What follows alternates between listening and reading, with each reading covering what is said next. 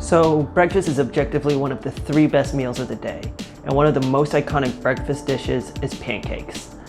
And so I'm going to show a pancake recipe that I find really good and pretty easy that pretty much anyone can do. For our ingredients, we'll have 1 egg, 3 tablespoons of melted butter, vanilla extract, baking powder, all-purpose flour, sugar, salt, and cinnamon. And optionally, you can add whatever you would like to as fillings. I just decided for chocolate chips. Also, I forgot to put in the list, but you're also going to want to put milk in this recipe. It will turn out not very good if you don't, so yeah, use milk. We begin by mixing our dry ingredients together. So 1.5 cups of all-purpose flour, 3.5 teaspoons of baking powder, 1/4 teaspoon of salt, 1 tablespoon of sugar, and 1/2 teaspoon of cinnamon. And you're going to want to take your smallest whisk and just mix all the dry ingredients together until they are combined. Now that your dry ingredients are done, you're going to want to start with your wet ingredients. And so first you're going to do about 1.25 cups of milk,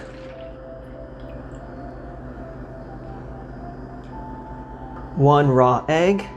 I feel like I shouldn't have to specify raw, but I also forgot milk, so you never know what people will think. And about 1/2 teaspoon of vanilla extract. Next, what the recipe calls for is 3 tablespoons of melted butter, unsalted. So what you're going to want to do is take your butter and put it in a cup, put it in a microwave, and run it for just about a minute. And then all you have to do is take it out, and it is melted butter. And what you're going to want to do is pour the butter in with the rest of the liquid ingredients, and you're going to want to do this after the butter cools a little bit, so it doesn't cook the egg, because then you'd have eggy cereal. And you can also just pour a little bit in at a time so that this doesn't curdle. And keep stirring until all the ingredients are thoroughly combined.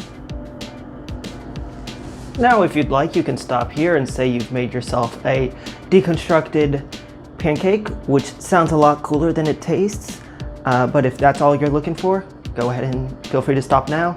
If not, you can continue making. And what you want to do is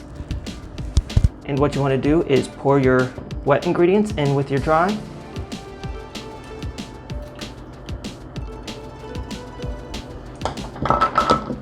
And then lightly stir them together so as to not spill anything. And you're going to want to stir until most of the clumps are gone and you're left with a smoother batter. And you're going to want to heat your skillet or pan to 375 degrees or a medium-high heat. And when it's ready, you take a cooking spray and just spray it down so that the pancakes don't stick.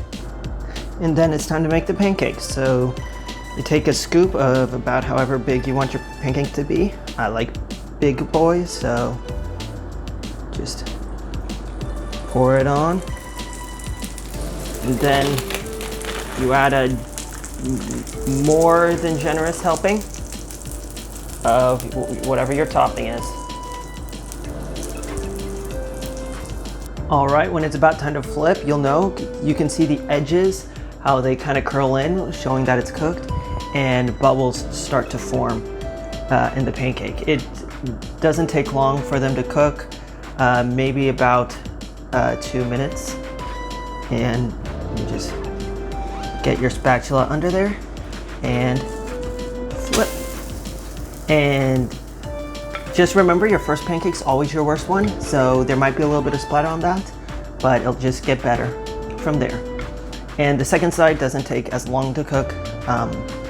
You just let it firm up a little bit, maybe for about a minute or 2. And when it's time, you just flip it under, and a chocolate chip pancake. All right, and time to see how it is. Oh yeah. Yeah, excellent. The cinnamon comes out nicely. Always goes well with chocolate and cooked pretty well through. Maybe could have been a little bit longer, still a little bit gooey, but overall, good. What do you think, disembodied hand? Good, good.